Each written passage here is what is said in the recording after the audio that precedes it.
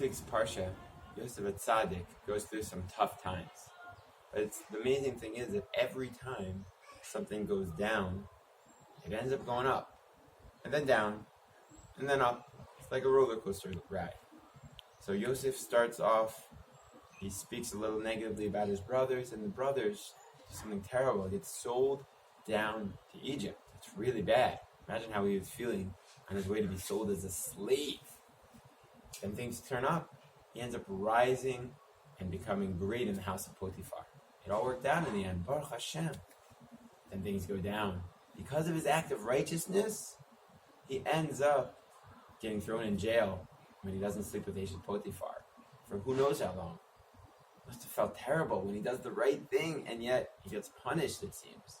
And he waits and waits, but he keeps his attitude up. He speaks about God and Baruch Hashem, everything's for the best.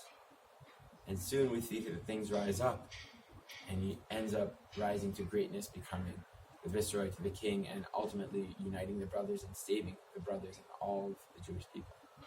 But then if you look at it, it's kind of bad, because the Jewish people get stuck in Egypt, and they're stuck there for 400 years. Oh no, it's terrible.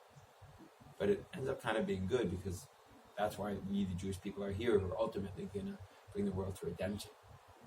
So we see that life, like Yosef's life, is a roller coaster ride. There are ups and downs. We really never know what's going to be. But the question really is, during the downs, are you able to be patient? Are you able to stay with emunah, with faithfulness, with loyalty, saying it's all for the best, it's all good. Everything's a test. Everything's here to help me grow. If we take that growth attitude, that loyalty attitude, then everything can be okay. I'll tell a beautiful story that Rosh Shlomo tells about a simple Yid, and this Yid he had a little pub in Russia a long time ago, and he couldn't pay the rent. So this big boss aristocrat says, Maishke, that's what they called all Jews. Maishke, do you have the rent? He says, I don't have it. The next day, the big aristocrat sent his henchmen, and they smashed all of the vodka and the schnapps. And Maishka comes in there, and he says, oh no, they're going to come and kill me. I don't have a way of paying the rent. What am I going to do? He goes to his family, what do I do?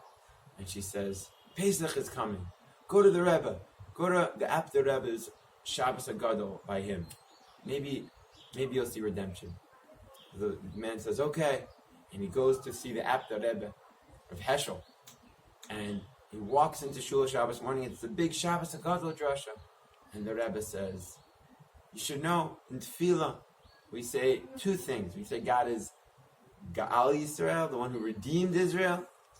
But we also say in the Amidah, God is Go'el Yisrael. He's currently redeeming Israel. Just like God took us out of Egypt, so too right now God is redeeming us. And we have to know that no matter what's happening to us, currently God is redeeming us. And even if there's a Yid who's can't pay the rent and his landlord's making him crazy, God's going to redeem him. So the Yid goes home and he says, Gewalt, the Goel Yisrael, the Redeemer of Israel now, the Redeemer of Israel now. And he's dancing and singing with his wife. Meanwhile, the aristocrat sent his henchmen to see what's going on with the Jews. He's gathering the money, and he sees he's dancing and going crazy, and he's happy, and he should be sad. He says, oh, he must have gone crazy. There's no chance I'm going to get the rent from this guy. And he ends up and said, listen, if I'm not going to get the money, I might as well be nice to him. And he goes over to Mashka and says, Mashka, whenever you need more alcohol, just go to my distillery, fill it up, sell the profits, and pay back the rent. And that's what Mashka ends up doing. He ends up making all the money back for Pesach, and on Pesach he's already celebrating and dancing and giving tzedakah to the God of Israel who redeems us now.